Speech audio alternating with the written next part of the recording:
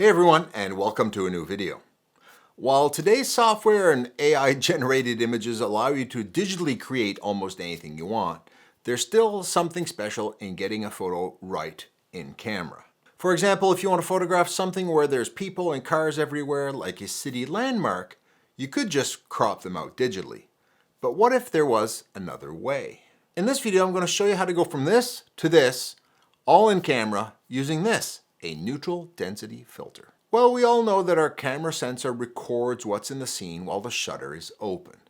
We also know that if something moves while the shutter is open, the subject won't be sharp, as the camera will record the subject's pixels in different places during the movement. Now we can slow these shutter speeds down by darkening the image using ND filters that force us to take long shutter speeds. ND filters are either classified as to how many stops of light they cut out or what fraction they let in. This is expressed as 2 to the power of the number of stops. So a 2-stop records 1/4 of the light, a 6-stop 1/64 of the light, and a 10-stop filter about 1/1000th. They attach to the front of your lens. Some screw on, but my favorites like these by Kase use magnetism to attach. Note that a 10-stop filter blocks so much light that you can't even see through it anymore. Now let's put this to use in a real-world scenario. Let's say you like photographing architecture or cityscapes. You're visiting a new city, but in a busy scene.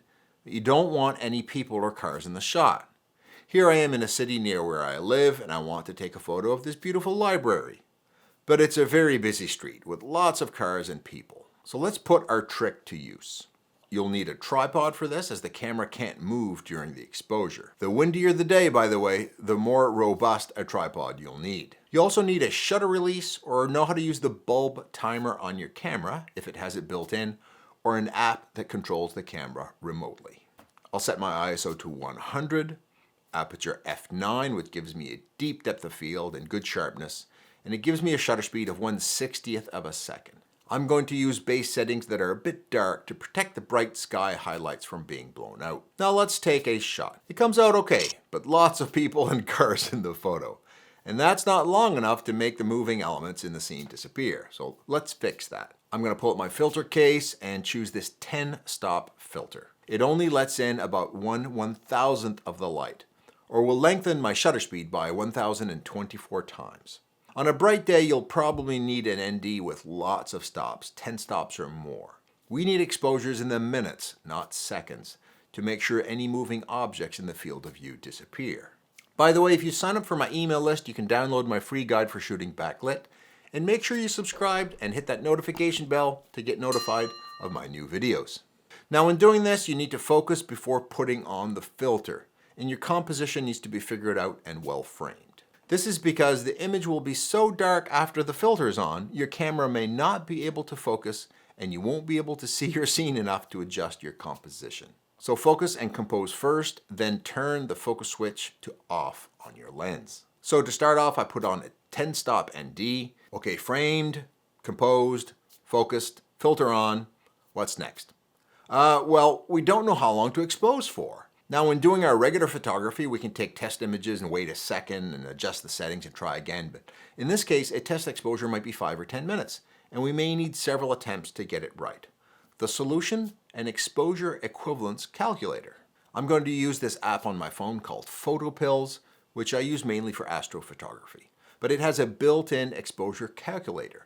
So what you do is you input what your test shot settings were, and you ask it to recalculate based on how you've changed the settings. So I enter my aperture f9 and ISO 100, shutter speed 1/60th of a second. We set it to calculate a new shutter speed. And now I input the stops of ND filter I'm using, 10 stops, and it spits out the new equivalent shutter speed that will yield the same image brightness without guessing. 8 seconds. Not nearly enough, so let's put on an extra 6-stop filter. Now I recalculate using PhotoPills and set the stops to 16. That gives me 6 minutes and 50 seconds. And if you're curious, how much light are we letting in at 16 stops? 2 to the power of 16 is 1/65,536th of the light. I usually use a 2-second timer on a tripod to prevent camera shake, but given the length of the exposure, it probably wouldn't matter much. Now start the exposure, and there's only 2 things to screw it up now. bumping the tripod or someone standing in the same spot so long that they show up in the exposure. And voila, here's my new image. You can even use this technique to intentionally get some ghosting in your shots, a ghost bus, a person, or people moving around. Just use shorter shutter speeds. You can do this with an ND filter of less power, maybe like 4 stops. You can experiment here and use your creativity. I hope you can use these tips to go out soon and come back with your own unique and amazing photos the next time you go out. I know you can do it.